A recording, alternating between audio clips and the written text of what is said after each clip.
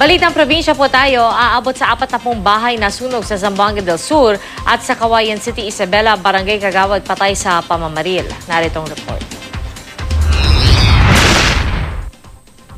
Animoy inosenteng tumitingin lang at namimili ang lalaking ito sa isang tindahan sa Naga City. Sa CCTV ng tindahan, makikitang paturo-turo pa ang suspect habang naghahanap umano ng USB adapter. Pero ilang sandali pa matapos malingat ang atensyon ng tindera, dali-daling kinuha ng suspect ang isang cellphone at saka umalis. Sa tulong ng CCTV video, mabilis namang nakilala ang suspect na isa palang konduktor ng bus.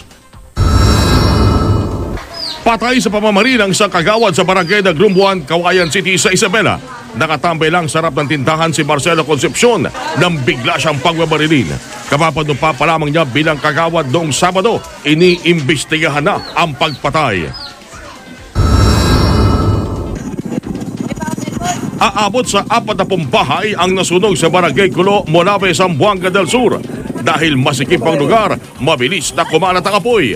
Isang lalaki ang nagtamo ng mga paso matapos umanong bumalik sa nasusunog nilang bahay para iligtas ang kanilang telebisyon. Patuloy na iniimbestigahan ng BFP ang sanhi ng sunog.